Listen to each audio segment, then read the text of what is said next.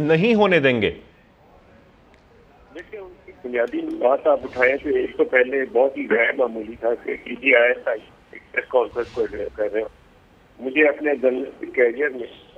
30 साल हो गए, तो 30 साल में एक मौका था जब जनरल सैनी ने अर्थक्वेक के बाद 2005 में जब जल्जला आया तो बहुत ज्यादा आदमी की शहादतें हो गई थी। तो उस वक्त ISI हेडक्वार्टर के अंदर एक बैकग्राउंड इंटरेक्शन था, वो भी मीडिया कैमरे के ऊपर नहीं था। वो मुझे याद है कि मैंने उनको अटेंड किया था वो इंटरेक्शन। ये दूसरा मौका है कि मैं DGISI को देख रहा हूँ, इस दफा कैमरों के सामने, वो कैमरों के सामने नहीं था। तो बहुत ही गैर मामूली सूरत हाल है, लेकिन उसके अंदर जो उन्होंने चीजें जिसका इजहार किया वो उससे भी ज्यादा सिग्निफिकेंट है। 2-3 हिस्सों में हम उसको तकसीम कर सकते हैं। एक हिस्सा तो एक हिस्सा तो अच्छा चीज से रिलेट करता है और जिसकी उन्होंने DGISPR ने भी बहुत वजाहत कर दी है, पॉइंट टू पॉइंट लेकर गए, यहाँ से कैसे गए, थ्रेट अलर्ट जो KP गवर्नमेंट का था वो कैसे रिलेट किया। ISI ने अपना बताया कि हमारे पास ऐसी कोई इतला मौजूद नहीं थी। फिर KP गवर्नमेंट के पास कह रहा थी, KP गवर्नमेंट ने बाहर क्यों भेजा जब KP गवर्नमेंट यहाँ प्रोटेक्ट कर सकती थी, इसने बाहर भेजने की जरूरत पेश है। तो ये बहुत ही अहम सवाल आता है कि दुबई और फिर दुबई से कीनिया जाना, और वो दो लोग जिनके मुतालिक हम रोजाना की बुनियाद पर सवाल उठा रहे हैं कि वो दो लोगों की जिनकी आइडेंटिटी खुर्रम और वकार के नाम से जाहिर की गई है, वो लोग कौन है? उनको व्हाट्सएप के दोस्त नहीं थे। ये बहुत अहम और बड़ा सवाल है। इसका जब तक पूरा जवाब नहीं आएगा, पूरा ये केस अनफोल्ड नहीं होगा। ये मिस्टेकन आइडेंटिटी है या असैसिनेशन है, इसका जवाब लेने के लिए बहुत जरूरी है कि उन दो लोगों के साथ ताल्लुक और उनकी वहाँ मौजूदगी और अरशद को लेकर उनका वहाँ जाना, वहाँ रखना, वो पूरी चीजें लोगों को, पूरी पाकिस्तानी कौम को, अरशद की फैमिली को पूरे तरीके से खोल कर जान की जाए।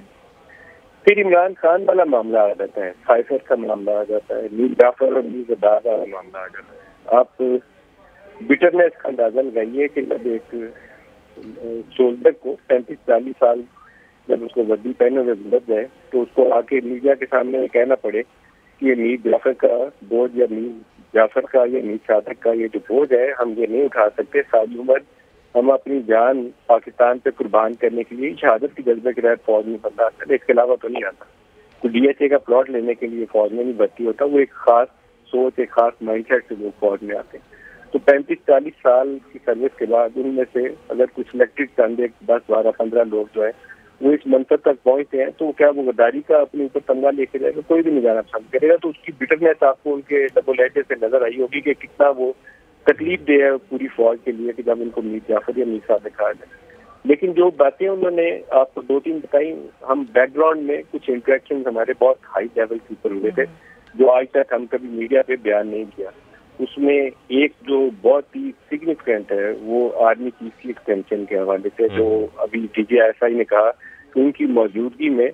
गैर मुइना मुद्दत के लिए जनरल कमर जावेद बाजवा को मार्च के महीने में एक्सटेंशन की ऑफर की गई थी। और उस वक्त जाहिर है कि तहरीक इंसाफ की हुकूमत थी, इमरान खान वज़ीर आज़म थे और नो कॉन्फिडेंस मोशन की तलवार सर पे लटक गई थी और उस वक्त उनको ये एक्सटेंशन की ऑफर की गई। हमारे इल्म में था, मैं आज आपको पहली दफा ऑन रिकॉर्ड ये बड़ी जिम्मेदारी से बात बताने लगा कि हमें ये बताया गया था कि 2 साल की एक्सटेंशन की ऑफर बाजवा को की गई थी और जिन लोगों ने ऑफर की थी DGISI ने उसका जिक्र भी कर दिया कि जो दे सकते थे उन्होंने ऑफर की थी। तो उनका इशारा इमरान खान की जानिब है, लेकिन हमारे इतला के मुताबिक वहाँ पर असद उमर और शायद परवेज खटक भी मौजूद थे।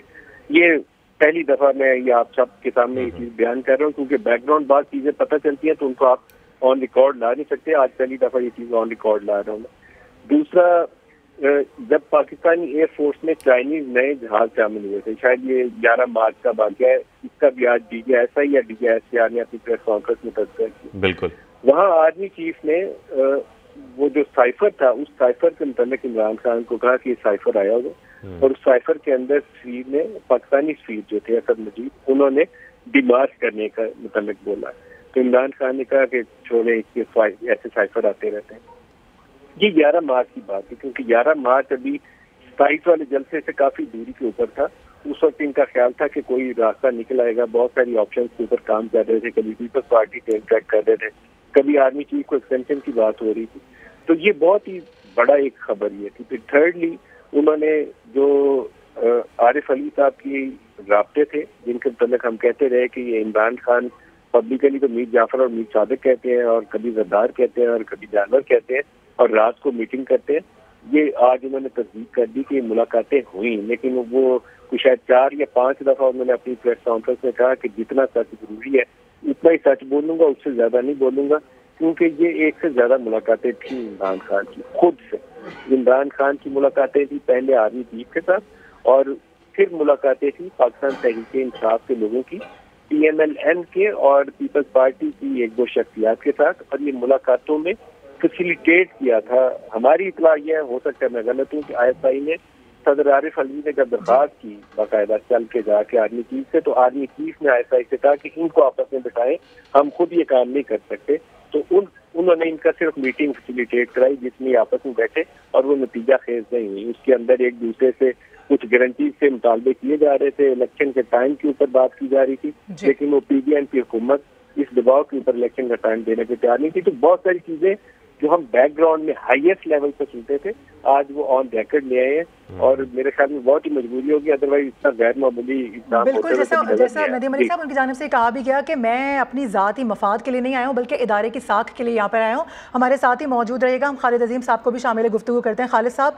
DG ISI का इस प्रेसर में होना, आज की प्रेस कॉन्फ्रेंस की सबसे बड़ी खबर तो पहले यही है। इसके अलावा जिस तरह से नदीम मलिक साहब बात कर रहे थे कि 3 हिस्सों में डिवाइडेड थी, तो सियासी सूरत हाल पर जैसे हमने उनका कॉमेंट लिया, अब अरशद शरीफ के हवाले से अगर हम बात कर लें तो उन्होंने कहा है कि देखें, thread alert chief minister Khyber Pakhtunkhwa की हिदायत पर जारी किया गया, और KP गवर्नमेंट को कैसे इतला हुई, ये सवाल उठाया गया है कि अरशद शरीफ की जान को खतरा है, और अगर ऐसी इंफॉर्मेशन थी तो उन्होंने इदारों को इसमें क्यों नहीं शामिल किया, क्यों नहीं बताया? क्या किस तरह से देख रहे हैं आप इस पूरे मामले को? जी, बहुत इम्पोर्टेंट सवाल है, और मैं ये समझता हूँ कि इस किस्म की इतलात जो है वो आमतौर पर हमारे इदारे जो है उनके पास पहले आते हैं, और ये अब ये भी देखना होगा कि अगर चीफ मिनिस्टर खैबर पख्तूनख्वा जो है वो ये अलर्ट जारी करते हैं और उसके बाद फिर फैसिलिटेट करते हैं अरशद शरीफ साहब को बाहर जाने के लिए, तो ये इतला उनको किस इदारे ने प्रोवाइड की? क्योंकि खुद तो CM या उनकी रोजगार जो है वो इंटेलिजेंस का काम नहीं करते, ये हमेशा इंटेलिजेंस इदारे जो है वही इसके बारे में इतला दिया करते हैं। तो ये सारी चीजें खुल के सामने आनी चाहिए। ये क्वेश्चन उन्होंने इसलिए उठाया कि जो थ्रेट अलर्ट की बात बार बार की जा रही थी, अगर हमारे मुल्क के प्राइम इदारे जो है उनके पास इतला नहीं थी, तो जिन लोगों के पास ये इतला थी उनको सामने आके अब ये बताना होगा कि उनको ये इतला कहाँ से मिली, और साथ साथ ये कि वो थ्रेट किसकी जानिब से था। क्योंकि ये तासुब देने की कोशिश की जा रही थी कि ये थ्रेट अरशद शरीफ साहब जो है उनको सिक्योरिटी इदारों की तरफ से या एजेंसीज की तरफ से था, क्योंकि वो कुछ ऐसी गुफ्तगू कर रहे थे जो इदारों या सिक्योरिटी एजेंसी जो है उनको नागवार हो सकती थी। तो एक तो इस तासुर को जाहिर करने के लिए बड़ा जरूरी है कि ये चीज सामने लाई जाए कि जिनके पास ये थ्रेट अलर्ट जिन्होंने जारी किया है उनके पास इतला क्या थी, और क्या वाकई उनको मुल्क के जो सिक्योरिटी इदारे हैं उनकी तरफ से कोई खतरा था। क्योंकि ये प्रोपेगेंडा की जो रिसेंट प्रोपेगेंडा चल रहा है उसकी बुनियाद यही एक वाला मामला है। इसके साथ साथ आइडेंटिफाई हो रहे हैं और बहुत से क्वेश्चन हैं, उससे पहले भी बता चुके हैं। सबसे पहले नदीम मलिक साहब ने ये क्वेश्चन उठाया था कि अच्छा खालिद साहब इससे पहले आप इस हवाले से कोई कमेंट करें। एक बड़ा अहम सवाल भी उठाया, तीसरी कुव्वत भी मुलव्वस हो सकती है उनके कत्ल में, ये भी एक बड़ा इंपॉर्टेंट जुमला है, इसको हम नजरअंदाज नहीं कर सकते। जी, तीसरी कुव्वत से मुराद तो उस वक्त ये थी कि ये क्वेश्चन इस पर्सपेक्टिव में था, उसका जवाब भी इसी पर्सपेक्टिव में था कि क्या कोई दूसरा मुल्क जो है, और खासतौर पर इंडिया का नाम दिया गया, कि वो इस सारे मामले में किसी न किसी अंदाज में तो फायदा उठाने के चक्कर में था, या पाकिस्तान के अंदर अदम इस्तेहकाम पैदा करने के लिए जो कार्रवाइयों में पक्का रहता है, क्या इसके हवाले से उसका भी कोई रोल है? इसको भी उन्होंने आइडेंटिफाई करना। मैं तब बता रहा था कि नजीम मलिक साहब ने अपने प्रोग्राम में ये सवाल उठाया था कि ये चेक करना जरूरी है कि ये खुर्रम और वकार जो है ये कौन है, और इनका क्योंकि इसमें सबसे इम्पोर्टेंट चीज ये थी कि अरशद शरीफ के जो वकील है शेब रज़ाक, उन्होंने कैटेगरिकल अल्फाज में कहा था कि मेरे 25 साल से अरशद शरीफ और उनकी फैमिली के साथ ताल्लुक है, मेरी फैमिली के ताल्लुकात हैं, और मैं नहीं जानता कि खुर्रम और वकार जो है ये कौन लोग हैं। तो इन सारी चीजों को जो है वो फिर नए सिरे से उठाया, और उनके क्या ताल्लुकात है उनके अरशद शरीफ के साथ, और उनका और किससे क्या ताल्लुक है, ये कड़ियां मिलाना जो है वो जरूरी है। तो सारे सवाल जिसके टर्म ऑफ रेफरेंस हो सकते हैं हमारे कमीशन के, मेरे ख्याल में उनमें ये सारी चीजें सामने ले आएगी। तो टर्म ऑफ कमीशन जो है वो सारे का सारा होता है जुडिशियल कमीशन के लिए। जो तहकीकाती कमेटी बनी है उसके लिए भी यकीनन कोई सवालात होंगे और ये सारी चीजों को उन्होंने सामने रखा है, ये सारी चीजें वो लेके जाएंगे। असल मामला यही है। और फिर देखिए DGI ने एक बात जो है वो बहुत क्लैरिटी के साथ कही है कि अगर हमारे ऐसा कोई मामला होता और हमने समझते कि कोई बंदा जो हमें चाहिए वो बात बाहर जा रहा है, तो एस्टेब्लिशमेंट अगर ना कहती तो क्या आशीष शरीफ मुल्क से बाहर जा सकते थे?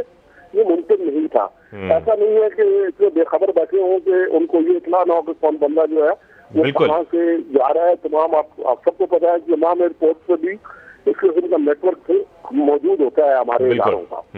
बिल्कुल। और मैं नदीम मलिक साहब बिल्कुल सही कह रहे हैं आप। नदीम मलिक साहब, आपकी तरफ में मैं यही खालिद अजीम साहब का ही सवाल लेकर आऊंगा कि जिस तरीके से ये कहा जा रहा है कि थ्रेट अलर्ट अगर जारी किया गया था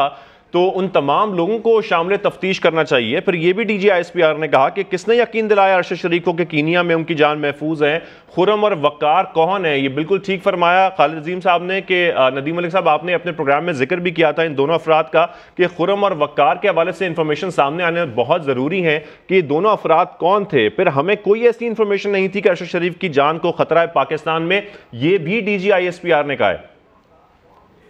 देखिए, ये वो सवालात हैं जो एज ए जर्नलिस्ट हम लोग पूछते हैं, तो मेरी तो तवक्को ये है कि हमारे इदारों से इन सवालों के जवाब आएंगे। अब बहुत सारे दफा जब ये सवाल दोहराया गया तो DG ISPR ने इसके ऊपर कहा कि आप क्या सराय की बजाय इंतजार करें कि वो कमीशन काम करे। असूलन ये बात ठीक है कि इंतजार करना चाहिए। एक सवाल के जवाब में कहा कि उनके पास कुछ इन्फॉर्मेशन, कुछ इतलात हैं, लेकिन अभी वो उसको होल्ड बैक करना चाहते हैं। इब्तिदा में कुछ उन्होंने चीजें दिखाई हैं कि किसने किसको मैसेज किया, थ्रेट अलर्ट कहाँ से आया। ये चीजें आप शायद कैमरे के ऊपर या ऑफिशियल चैनल से पहली दफा देख रहे हैं। अनऑफिशियली ये चीजें जैसे KP गवर्नमेंट का थ्रेट अलर्ट है, ये पहले से इसका जिक्र हम प्रोग्राम में कर रहे हैं, लेकिन अब तो वो फॉर्मल ऑफिशियल हो गया ना कि आज DG ISPR ने उसका नाम लेके बता भी दिया, फिर जो मैसेजिंग आपस में वो भी बता दी। अब बात चीजें ऐसी हैं जिनके जवाब हमें चाहिए। मैं सवाल तो उठा सकता हूँ जर्नलिस्ट, उसका जवाब ढूंढना मेरे लिए आसान नहीं होता, खासतौर पर अगर कुछ ऐसा उसके अंदर सिक्योरिटी नेटवर्क इन्वॉल्व हो या कम्युनिकेशन जो इंटरसेप्ट कर सकती है हमारे इदारे, वो हमारी रसाई वहां तक नहीं होती है। उसका ऑफिशियल चैनल से जवाब आना चाहिए कि दबाव था तो दबाव किस चैनल से था। अभी DGI ने कहा कि अरशद के उनके इदारे से वाबस्ता कुछ लोगों से ताल्लुकात थे। ये बात वो दुरुस्त कह रहे होंगे, क्योंकि आम तासुर ये था कि वो, क्योंकि उनका बैकग्राउंड भी ऐसा था, उनके वालिद नेवी के रिटायर्ड थे, उनके भाई की शहादत दौरान सर्विस हुई मेजर के आर्मी के अंदर, तो उनका एक कनेक्टिविटी वैसे भी थी। और as a journalistic career, during journalistic career वो जो आर्मी के इवेंट्स कवर करते रहे, तो उनका आर्मी के लोगों से अच्छे रवाबत मौजूद थे। और परहैप्स उन्होंने DGI ने नाम देकर या ओहदे का जिक्र करके DGC से मुतल्लिक कहा कि वो उससे भी राब्ते मिले। DGC is the most powerful position after DGI। DGI के बाद जो second most powerful position ISI के नेटवर्क के अंदर मौजूद है DGC है। आपका जनरल फैज भी पहले DGC की पोजीशन पे तैनात थे। अगर आपकी पाकिस्तान के अंदर जो अंदरूनी मुल्क बहुत सारी ये जो पोलिटिकल मैनेजमेंट भी कर रही होती है हुकूमतें हमारी, उसके लिए भी ये माजी के अंदर बाज़ वाक़यात के अंदर DGC का ऑफिस जो था मोस्ट पावरफुल तरीके से सामने आता रहा। ठीक है। और आज भी हमने देखा कि इसकी एक और मिसाल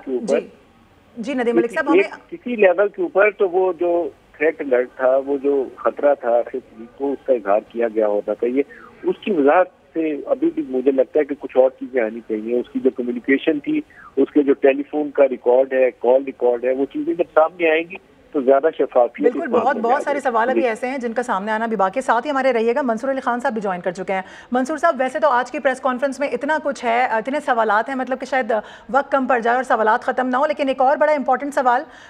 जो कि जवाब दिया गया है DG ISI की जानिब से कि उन गद्दारी के हवाले से बात कर रहे हैं ना, जिस तरह से उनके ऊपर इल्ज़ाम लगाए गए, तो उन्होंने कहा कि गद्दार हैं तो पसे पर्दा क्यों मिलते हैं, ये ना करें कि रात के अंधेरे में मुलाकातें करें और दिन में प्रेस कॉन्फ्रेंस में आके इदारों को जलील करें। देखिए, मेरे ख्याल में ये जो आपका सवाल है इसका सीधा सीधा जवाब यही है कि हमारे यहाँ पे जो सियासतदानों का दोगलापन है, जो बंद कमरों के अंदर एक और पोजीशन वो लेते हैं और पब्लिक डोमेन के अंदर आके स्टेज के ऊपर खड़े होकर, कंटेनरों के ऊपर खड़े होकर एक और पोजीशन ली जाती है, इससे काफी तक यहाँ है। एक जगह पे जो है वो बताया जाता है जी मीर जाफर मीर सादिक और मीर जाफर मीर सादिक के अलकाबात नवाज के उसके बाद खुफिया मुलाकातें भी की जाती हैं। मुझे जो सबसे अच्छी बात आज लगी इस पूरी प्रेस कॉन्फ्रेंस में DGISI की जानिब से ये कहना था कि सोशल मीडिया के जरिए नफरतों की जो दीवारें खड़ी की जाती हैं, पोलराइजेशन का जो माहौल पाकिस्तान के अंदर बनाने की कोशिश की जाती है, वो इसके सख्त खिलाफ है। मेरा ख्याल में मैं अगर इसको देखूं, मैंने पिछले 10-15 साल में जितनी भी सहाफत की है उसके अंदर मेरा ख्याल में ये एक बहुत बड़ा पॉलिसी शिफ्ट है। इससे पहले हमने देखा था कि ऐसा नहीं होता था, और पिछले 10 साल के अंदर खासतौर पर सोशल मीडिया के इस्तेमाल के जरिए जो कुछ हुआ है पाकिस्तान के अंदर, मेरा ख्याल में ये एक बहुत बड़ा पॉलिसी शिफ्ट है कि इदारे को भी इस बात का एहसास है कि इस चीज को खत्म करने की जरूरत है। दूसरी बात ये मानना पड़ेगा, ये कहना पड़ेगा कि अभी बहुत से ऐसे सवाल थे जिसके जवाब मेरे ख्याल में स्किप कर दिए गए। मिसाल के तौर पे एक बहुत अच्छा सवाल था कि इमरान खान साहब को आखिर यहाँ तक पहुंचाया किस तरह, उनकी हुकूमत बनी किस तरह, उसका जवाब नहीं दिया गया। DGISI ने कहा कि इसका फिर कभी और इसके ऊपर डिस्कशन कर लेंगे। लेकिन मेरे ख्याल में इसके अलावा एक सबसे बड़ी बात यह कि इमरान खान साहब ने मार्च के अंदर आखिर क्या ऑफर करवाई थी, क्या कहा था आर्मी चीफ को उस वक्त, क्योंकि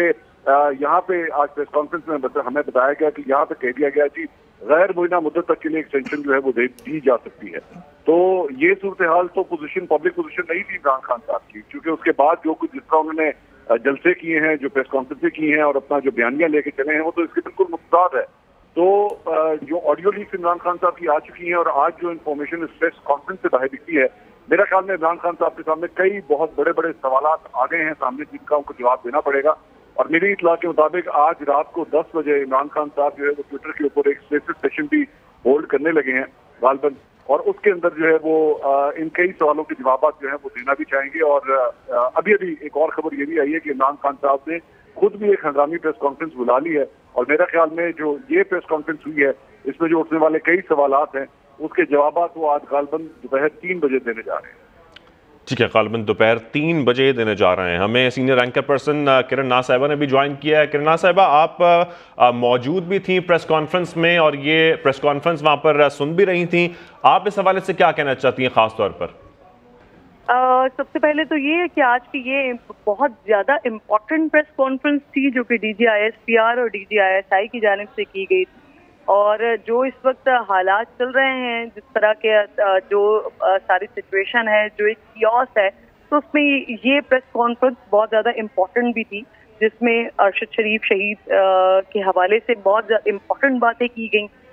DGISI आज खुद अपना जब से उनके पास ये ISI का ओहदा आया है उसके बाद से फर्स्ट टाइम वो अपेयर हुए हैं, फर्स्ट टाइम उन्होंने क्वेश्चन आंसर सेशन किया, और उनके साथ एक बड़ा जबरदस्त सेशन हुआ जो यकीनन आप तमाम लोगों ने भी सुना होगा, जिसमें बहुत इम्पोर्टेंट इस वक्त के तनाजुर में दोनों साहिबान की तरफ से DGISPR एंड DGISI की जानिब से बात की गई है। अरशद शरीफ के हवाले से सबसे पहले बात करना चाहूंगी, जो आज की इस प्रेस कॉन्फ्रेंस में डिस्कस किया गया, उसमें सबसे इम्पोर्टेंट जो कुछ DGISPR की जानिब से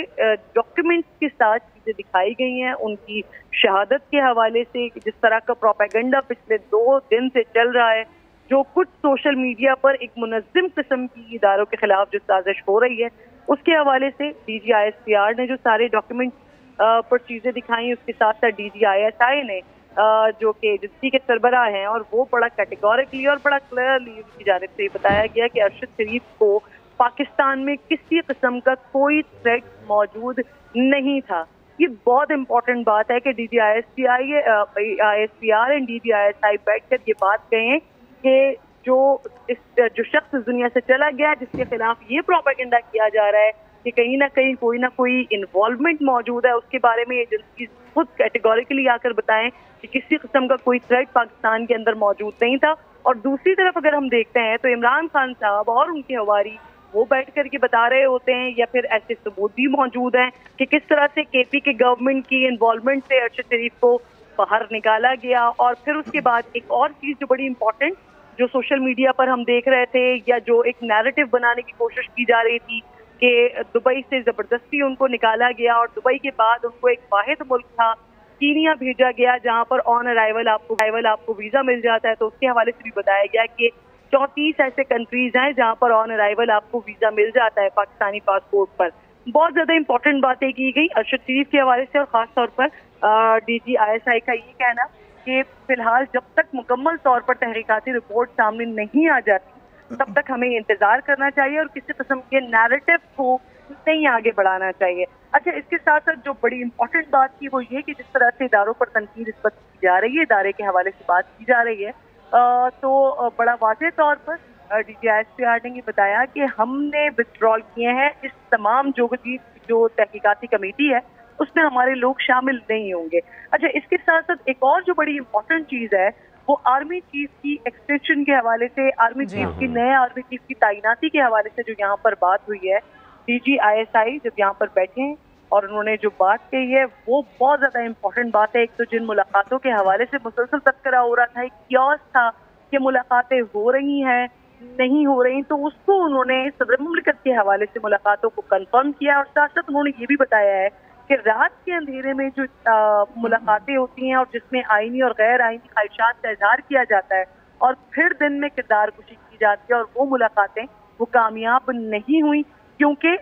जो मुलाकातें हो रही थी उसमें वहाँ से जो ख्वाहिशात का इजहार किया जा रहा था, लेकिन इधर से इदारा ये फैसला ले चुका था, ये डिसाइड कर चुका था कि उन्होंने पॉलिटिकल रहना है और कोई भी इस किस्म की चीज नहीं होनी है जो पाकिस्तान को डिस्टेबलाइज करे। सेकेंडली ये कि जो बड़ी इंपॉर्टेंट बात उन्होंने की मार्च के हवाले से, कि जब ये अदम एतमाद की तहरीक आ चुकी थी उस वक्त जो एक मीटिंग के हवाले से खान साहब बार बार कहते हैं कि जी उनको 3 ऑप्शन दिए गए थे, लेकिन आज बड़ा वाज़ेह तौर पर जो DGISI की तरफ से बताया गया है कि वो जो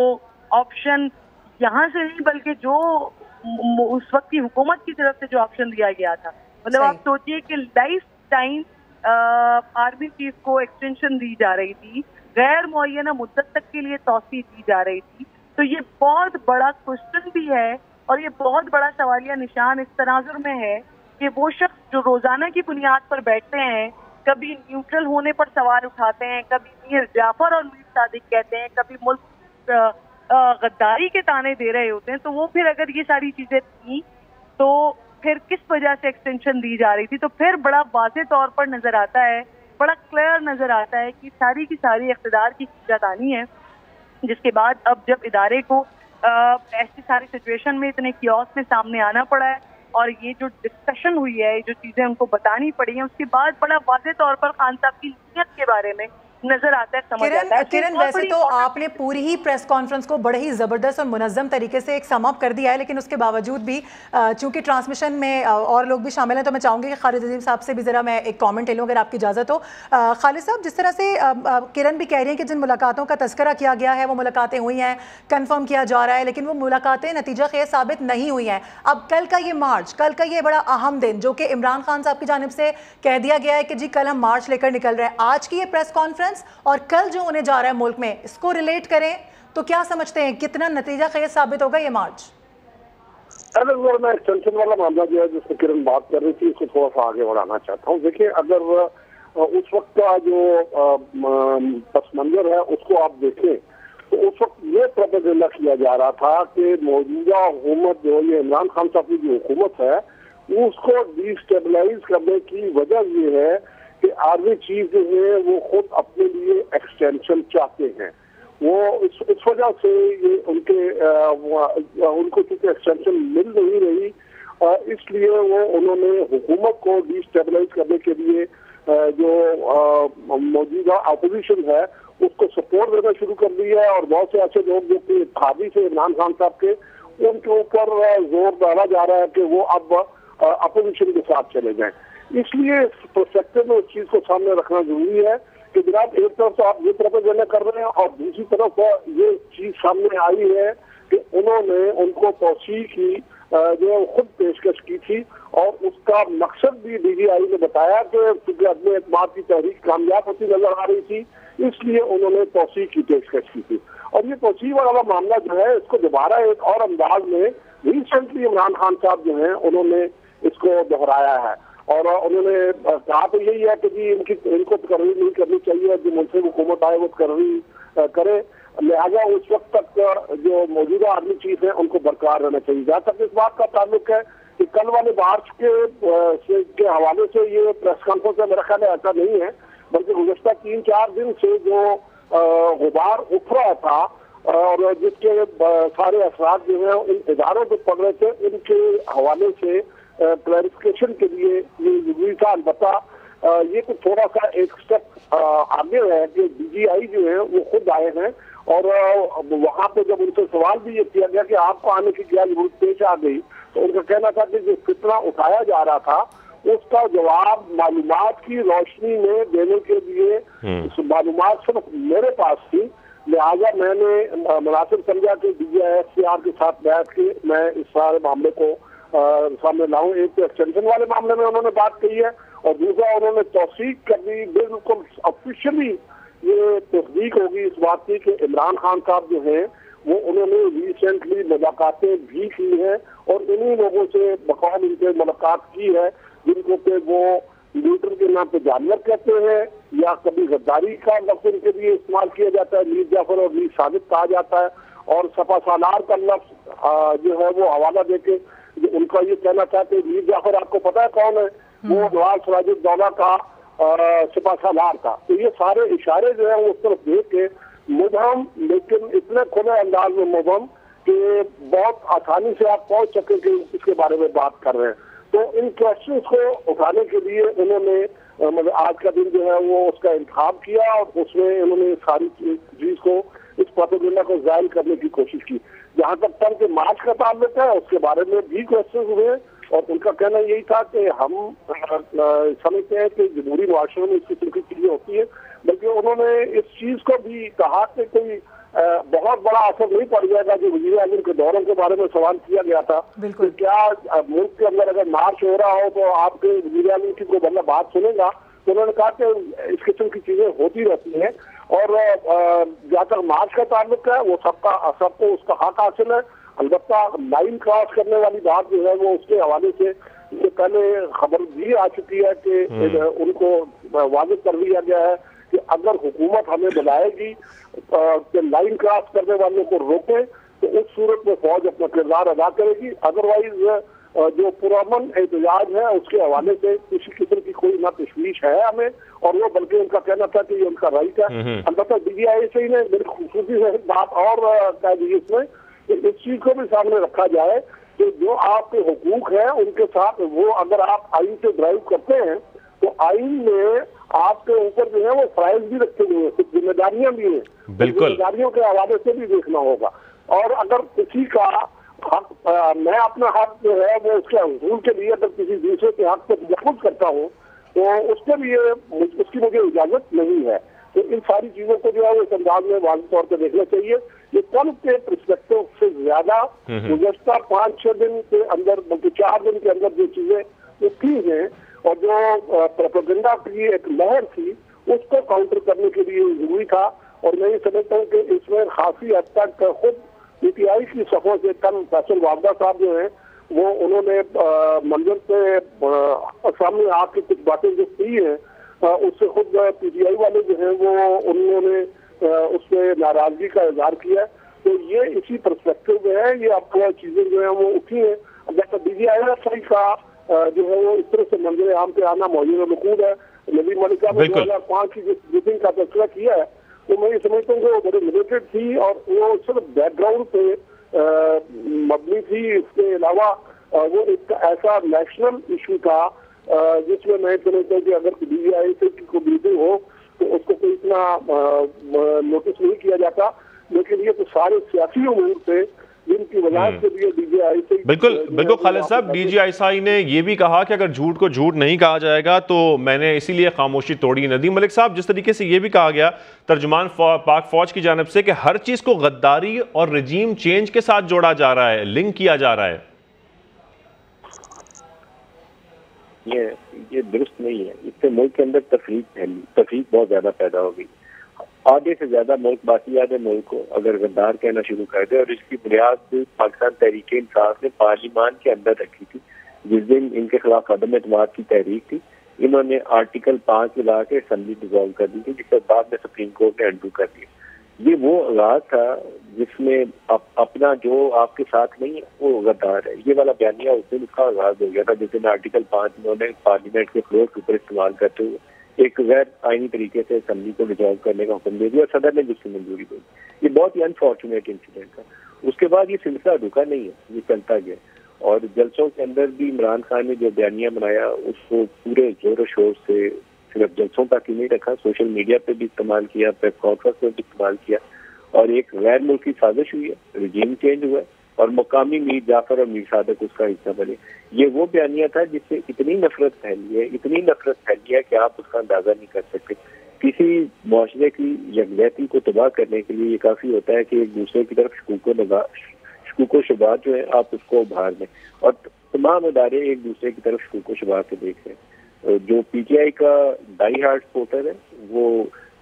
फौज की तरफ देखेगा कि शायद फौज ने, जब बाजवा ने इमरान खान की हुकूमत गिरा दी है, पीएमएलएन के कुछ लोग सुप्रीम कोर्ट से फैसला आ जाए तो वो चीफ जस्टिस की तरफ शक की नजर से देख रहे होते। तो ये जो तकसीम है ये ऐसी खतरनाक तकसीम है जिसमें इदारों के ऊपर मिसट्रस्ट पैदा हो जाएगा। इदारों का बाद रोज क्वेश्चन जो लेता है उसको सवाल उठाना चाहिए, जो मेरे और आप जैसे तमाम जर्नलिस्टों का काम होता है कि हम सवाल उठाएं। अरशद शीश का वाकया हुआ है तो उसके ऊपर जो सवाल आए हैं उसको अपने प्रोग्राम में रेज करें। हुकूमतें आती और जाती हैं तो उसमें क्या मामला होते हैं, रात के मीटिंग होती है तो उसके ऊपर क्या चीजें हुई है उसके ऊपर सवाल उठाएं। लेकिन वो बेचकीनी नहीं होनी चाहिए कि कोई मुल्क को बेच के खाए। ये वाला बयानिया बहुत खतरनाक है और बाकायदा जहरीला है कि आप सोच सकते हैं कि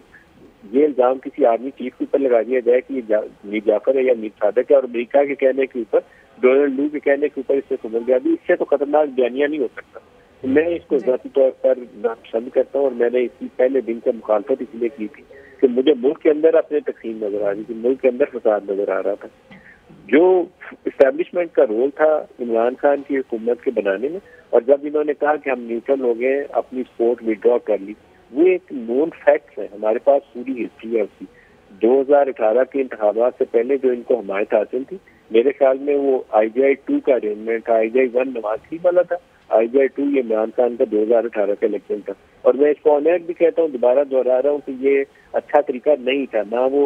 1990 वाला तजर्बा अच्छा था, ना ये 2018 वाला तजर्बा अच्छा था। ये फौज का रोल नहीं था। लेकिन उसके ऊपर आप दोनों जो हमारे अफसरान है फौज के, इन्होंने जो आज अपनी प्रेस कॉन्फ्रेंस में बयानिया दिया, जो हमें बैकग्राउंड इंटरेक्शन से पता चला था कि ये अक्टूबर के महीने से पहले जो 5-6 माह फौज में बैकग्राउंड इंटरेक्शन के ऊपर अपनी ये जो वॉर गेमिंग करते हैं कोर्ट मेंडर्स लेवल के ऊपर, वहाँ ये डिस्कशन जारी थी। क्योंकि नून लीग की तरफ से जब एस्टेब्लिशमेंट के ऊपर सवाल उठाए जाते थे, पीटीआई भी अब एस्टेब्लिशमेंट के ऊपर सवाल उठा रही, फिर DGI की तैनाती के ऊपर एक तनाज़ा सामने आया, फिर इमरान खान ने आज सेनेट इलेक्शन का, बल्कि DGI ने अपनी प्रेस कॉन्फ्रेंस के अंदर हवाला दिया। आपको मालूम है कि सेनेट इलेक्शन के अंदर जब यूसुफ रजा गिलानी सेनेटर मुंतखब हो गए थे और इमरान खान ने वोट ऑफ कॉन्फिडेंस अगले दिन कॉल कर दिया था, तो इनके पास बंदे पूरे नहीं थे। उस बंदे पूरे करने के लिए भी उन्होंने उस दिन एस्टेब्लिशमेंट की मदद ली थी और फोन कॉल गई थी लाहौर से बैठे हुए एक अफसर की, और कुछ MNA जो इनके आने पे तैयार नहीं थे, पंजाब वाले उधर से लाहौर से गई, कुछ कराची वाले थे उनको उधर से गई, और वो बंदे इनके तब वोट पूरे हुए थे। शायद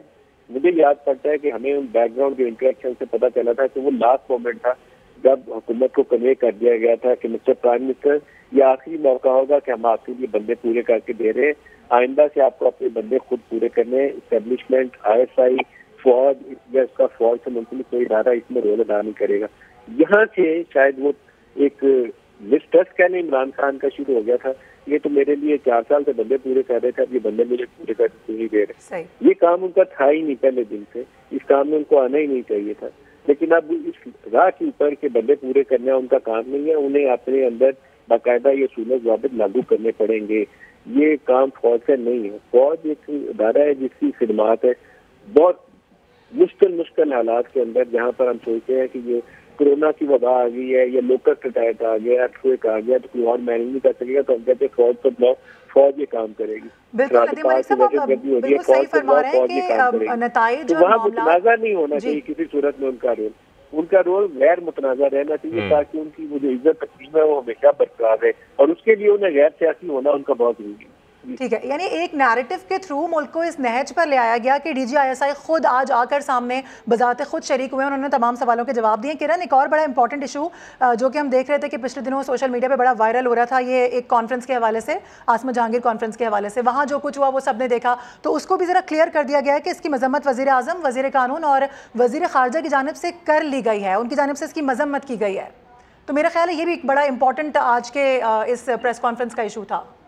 जी बिल्कुल, बेसिकली जो मैंने सवाल किया था वो मेरा इसी कॉन्टेक्स्ट में सवाल था, क्योंकि DGI SPR इससे पहले बता चुके थे, और लास्ट टाइम भी गालिबन आप ही कंडक्ट कर रही थी ट्रांसमिशन को जब मैंने ये बात की थी कि जब पिछले बयान में इमरान खान साहब ने अपने एक तकरीर में, अपने एक जलसे में नए आने वाले आर्मी चीफ के किरदार को मुतनाज़ बनाने की कोशिश की थी, तो उस पर इदारे की तरफ से गम गुस्से का इजहार किया गया था और इदारे की तरफ से ये कहा गया था कि इस पर कार्रवाई होनी चाहिए। और ये मुतफ़िक़ा तौर पर कि बहुत सारे लोगों की, जिसमें मेरी राय भी शामिल थी, कि बिल्कुल कोई भी हो, वो चाहे एक आम शख्स हो या चाहे साबिक वज़ीर आज़म हो, लेकिन भी ऑल नो कि जो पाकिस्तान का इदारा है उनकी रिस्पेक्ट, उनकी हुर्मत और ये कितना ज्यादा जरूरी है, अवामुन्नास के लिए भी कितना ज्यादा जरूरी है। तो अगर कोई इसको डिच करने की या उसको अगर नुकसान पहुंचाने की कोशिश करता है तो उस पर एक्शन होना चाहिए। लास्ट टाइम भी इदारे की जानिब से ये बात की गई थी, इस बार भी इदारे की जानिब से ये बात की गई, लेकिन मैं जिस एक्शन की बात कर रही हूँ, जो इससे पहले हम बहुत से एक्शन होते देखते आए हैं, जो हमने देखे हैं, वो एक्शन इस दफा हुकूमत की तरफ से मुझे नहीं नजर आ रहा। जो मैंने DGISPR से सवाल किया भी था कि क्या हुकूमत को कोई पॉपुलैरिटी का इशू है, क्या हुकूमत जो है वो सिचुएशन को देख रही होती है, देखकर हैंडल करने की कोशिश कर रही होती है। तो DGISI ने इसके ऊपर रिस्पॉन्ड किया कि जी उनकी तरफ से मैं से ये नहीं कह सकता कि एक्शन नहीं लिया जा रहा, मजम्मत उनकी जानिब से की जा रही है। बट व्हाट आई बिलीव कि हुकूमत को मजम्मत से आगे बढ़कर कुछ करने की जरूरत है। हम कब तक रोजाना की बुनियाद पर किसी भी साइड से इस किस्म के स्टेटमेंट्स इदारों के हवाले से सुनते रहेंगे, और कब बार बार DGISPR को या DGISI को मजबूर होना पड़ेगा, इस नहज पर आना पड़ेगा कि वो आए और आकर अपनी बात को वाजे करें। तो ये सिलसिला रुकना चाहिए। ये हुकूमत वक्त के ऊपर इस वक्त बहुत बड़ी जिम्मेदारी, बहुत बड़ी रिस्पॉन्सिबिलिटी आयद होती है। अगर हुकूमत वक्त ये कहती है कि हमने अपनी सियासत को दाव पर लगाया, पाकिस्तान के माशी मसाइल बढ़ रहे थे, हमने उस माशी मसाइल को दुरुस्त करने के लिए या पाकिस्तान की समत को दुरुस्त करने के लिए हमने अपने सियासी मुस्तकबिल को दाव पर लगा दिया, तो यहाँ पर भी हुकूमत वक्त की ये रिस्पॉन्सिबिलिटी है, ये उनकी जिम्मेदारी बनती है कि इस वक्त आप पॉपुलैरिटी को, और आप ये ना देखें कि जी वो कौन सी अवामी पल्स हैं या कितने लोग निकल रहे हैं, क्या हो रहा है। जो सही है वो आप करें। किसी के साथ वो जो सियासी रस्साकशी है उसकी हरगिज़ जरूरत नहीं है, लेकिन जहाँ पर जो एक्शन हुकूमत की तरफ से होना चाहिए वो इस वक्त हुकूमत को लेना बहुत ज्यादा जरूरी है। अच्छा, एक और बड़ी इंपॉर्टेंट बात, मारूफ एंड शाज़ेब, जो लॉन्ग मार्च का ऐलान किया गया है,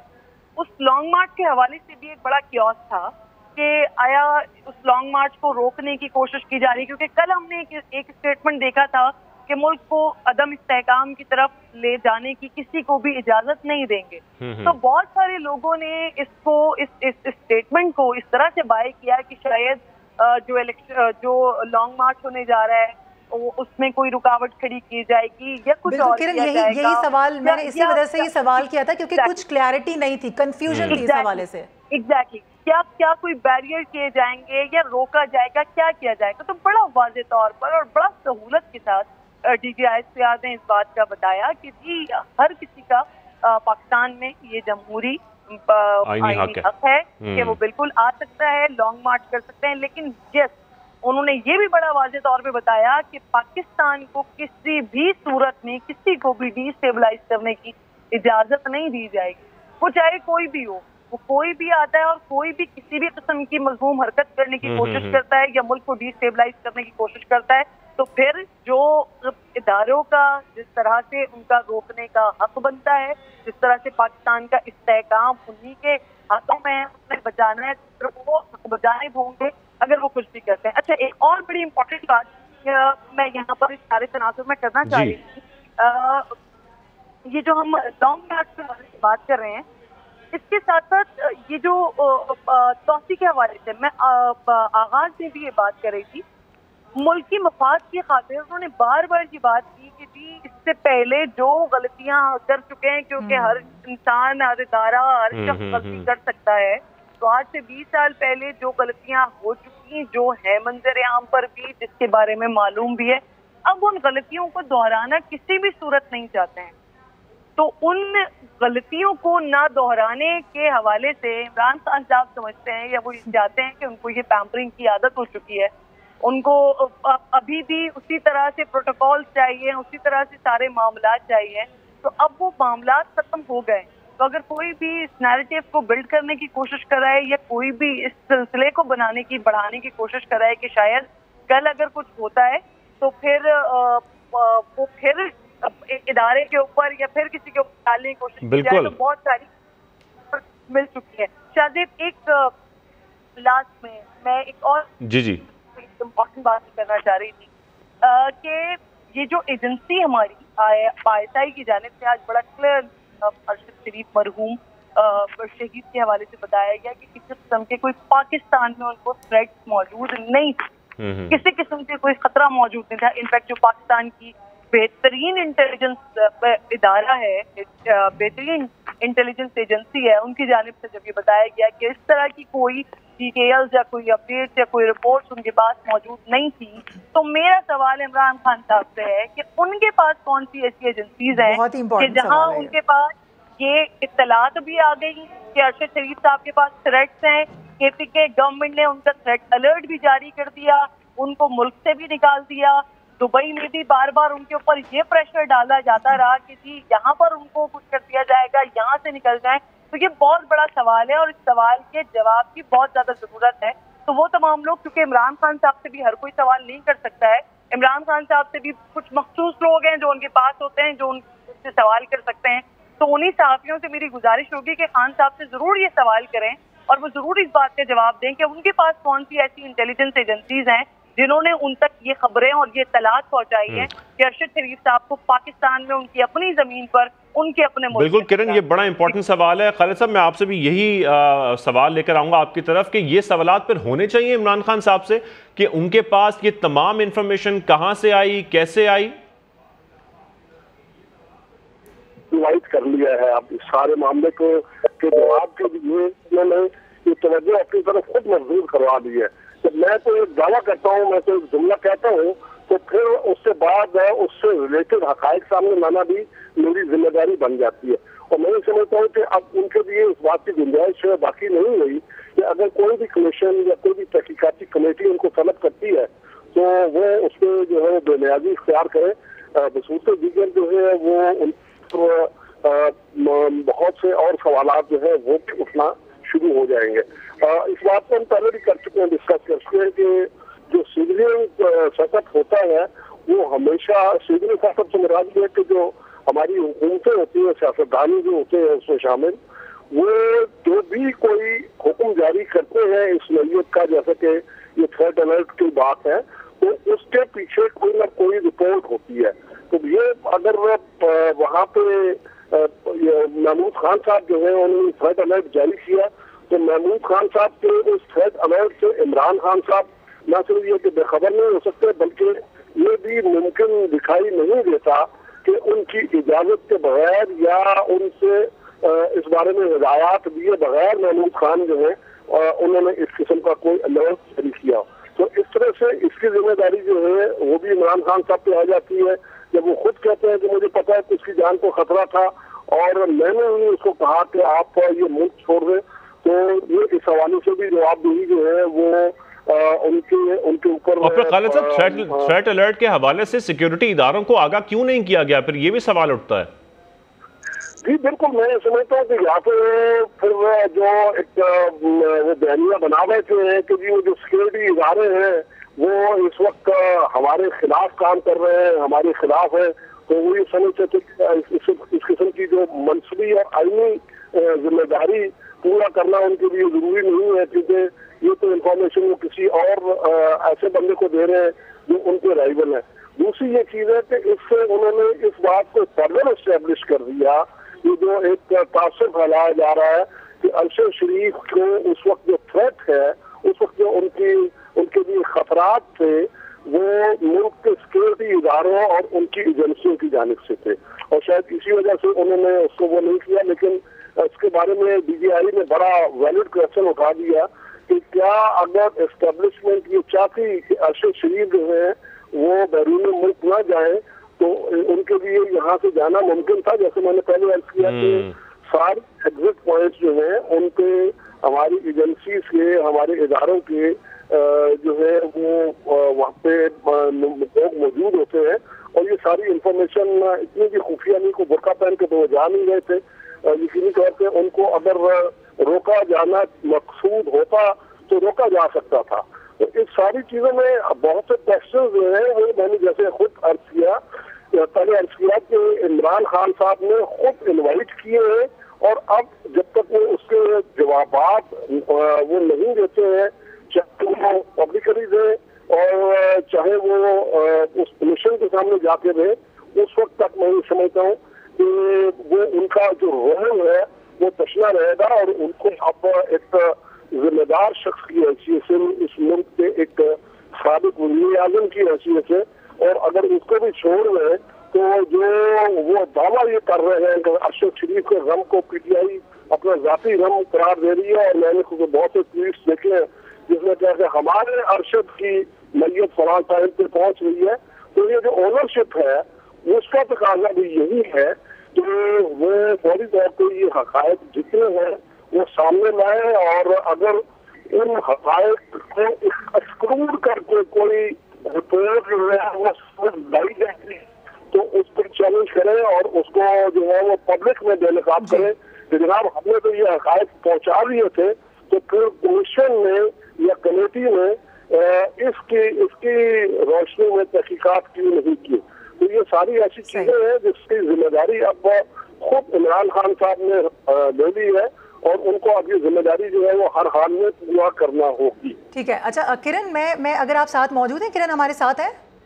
जी मैं आपके साथ। अच्छा किरण, मैं ये जानना चाह रही थी कि एक सहाफ़ी की जानिब से सवाल किया गया कि इमरान खान जिस तरह से नाम ले लेकर इदारों को तनकीद का निशाना बनाते हैं और इदारों में मौजूद लोगों के नाम लेकर, तो उनके खिलाफ फिर कार्रवाई क्यों नहीं की जाती? एक सहाफ़ी की जानिब से ये सवाल भी किया गया था। क्या समझती हैं आप, हुकूमत इस पर क्या स्टांस ले सकती है? मैंने कहा ना मारूफ के इसी तरह का सवाल मैंने भी किया था। मैंने ओवरऑल बात की थी, अकॉर्डिंग टू सोशल मीडिया बात की थी, जो दीगर पॉलिटिशियंस बात कर रहे होते हैं उनसे मुतालिक बात की थी। तो उनका मौक़िफ़ ये था कि हम रिक्वेस्ट कर सकते हैं हुकूमत से, और हमने पहले भी रिक्वेस्ट की है और अब भी हमने रिक्वेस्ट की है। लेकिन DGISI ने जरूर ये कहा कि उनको लगता है कि जो मजम्मत की जा रही है वो इस पर नहीं कह सकते कि हुकूमत की जानिब से एक्शन नहीं लिया जा रहा। बट व्हाट आई बिलीव, जो मैंने पहले भी आपसे कहा कि हुकूमत को एक्शन लेना बहुत ज्यादा जरूरी है। आप कब तक बैठकर देखते रहेंगे कि कौन आपके मुल्क के इदारों के खिलाफ क्या बात कर रहा है और फिर आकर किसी को उसका रिबर्टल देना पड़ जाए? तो ये हुकूमत वक्त की जिम्मेदारी है कि वो इसके ऊपर एक्शन लें। अगर आप, पहले भी मैंने ये बात कही थी, एक बार फिर मैं अपनी बात को दोहराऊंगी कि अगर आप बार बार कहते हैं कि जी हमने अपनी सियासत को दांव पर लगाया है, हमने अपने वोट बैंक को दांव पर लगाया है मुल्क की माशी सूरत हाल के एतबार से, तो मुल्क के इदारों की साख के हवाले से भी आपके ऊपर बड़ी रिस्पॉन्सिबिलिटी बनती है कि आप ऐसे तमाम लोगों को, उनको आप काउंटर करें, उनके नैरेटिव को काउंटर करें और इनके खिलाफ जो पॉसिबिलिटीज हैं, जो एक्शन लिया जा सकता है, वो कार्रवाई जरूर होनी चाहिए ताकि ये सिलसिला वंस फॉर ऑल खत्म हो। FIA की रिपोर्ट आती है सामने, ऐसे ऐसे लोगों को उठाकर, उसमें मैं तस्करा नहीं करना चाहती, ऐसे ऐसे लोगों को उठाकर भी उन FIA के रिपोर्ट्स में डाल दिया जाता है जिन्होंने कुछ ट्वीट्स को रीट्वीट किए हों, लेकिन उसके ऊपर भी ऐसा कोई खास एक्शन हमें दिखाई नहीं देता। तो हुकूमत की तरफ से मजम्मतें कर देना और रिपोर्ट बना देना, ये मैं समझती हूँ कि ये कोई ऐसा बहुत अच्छा अमल या बहुत अच्छा एक्शन नहीं है कि जिसके बाद आपको लगे कि ये सिलसिला रुक जाएगा। एंड जो सबसे इम्पोर्टेंट इसमें जो अच्छी बात थी वो ये कि DGISPR ने खुद इस बात को कहा कि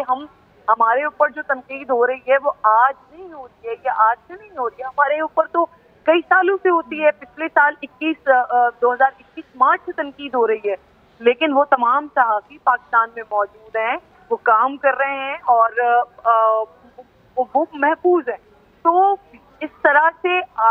इदारे के ऊपर डाल देना, इदारे को हदफ तनकीद बनाना, हमें ये बुरा नहीं लगता है, लेकिन जहाँ पर रेड लाइन क्रॉस होती है उस पर फिर हुकूमत वक्त की जिम्मेदारी बनती है कि वो एक्शन ले। और इसीलिए मैं बार बार ये बात कहती हूँ कि हुकूमत वक्त को चाहिए कि वो एक्शन ले। मुझे नहीं मालूम कि हुकूमत किस बात से परेशान होती है, किस बात से डरती है।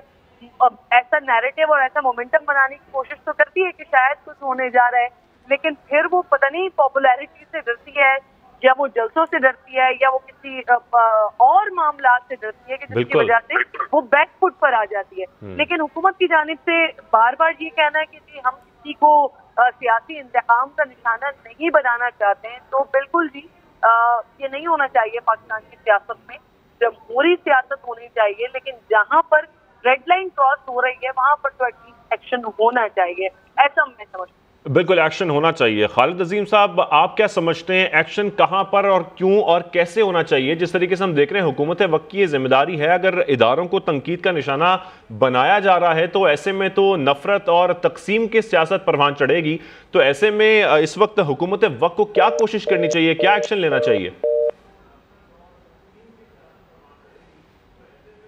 गालिबन खालिद साहब मौजूद नहीं है हमारे साथ। किरण, आपकी जरिए मैं दोबारा आना चाहूँगी। जिस तरह से हम सियासी मामलात पर बात कर रहे हैं, मुल्क की सूरत हाल पर बात कर रहे हैं, अरशद शरीफ के हवाले से एक मरतबा फिर से मैं बात करना चाहूँगी। जिस तरह से एक सीनियर सहाफ़ी की जानिब से सवाल किया गया कि कुछ अर्सा पहले, कुछ सालों पहले एक सीनियर सहाफ़ी को भी निशाना बनाया गया। फॉर्चुनेटली वो बच गए और अल्हम्दुलिल्लाह हमारे दरमियान आज मौजूद है। लेकिन तहकीकात, फाइंडिंग्स की अगर बात करें, उधर से भी कुछ नतीजा नहीं निकला। तो इस पर जो तहकीकात हो रही हैं, अरशद शरीफ के हवाले से कितना कॉन्फिडेंट हो आवाम, कितना, क्योंकि आवाम जानना चाहते हैं कि आखिर किरदार कौन है, क्या हुआ है ये। तो आपको क्या लगता है कि इसकी कुछ फाइंडिंग सामने आ सकेंगी?